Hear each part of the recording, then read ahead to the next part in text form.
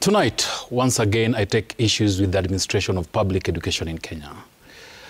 Parents and guardians across the country continue to shoulder the weight of expensive education in public schools, especially in primary and junior secondary schools.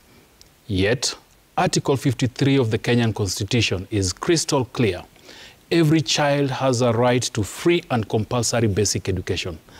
This right is further cemented in the Basic Education Act of 2013, which explicitly states that no school should charge or compel parents or guardians to pay tuitions for pupils in public primary schools. But here is where the problem starts.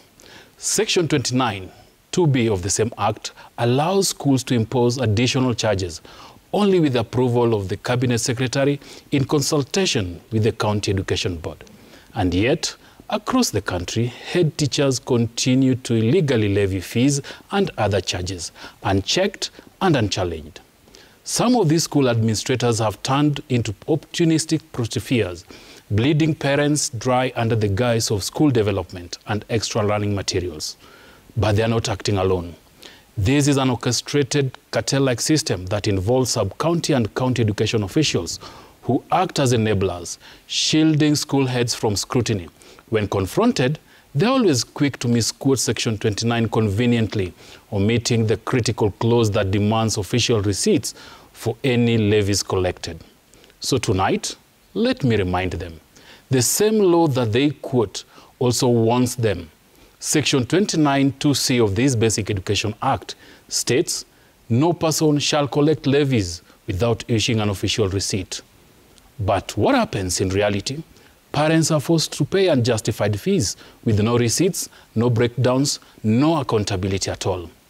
Every single day across this country, pupils are being sent home for failing to pay legal charges, denied their constitutional right to education.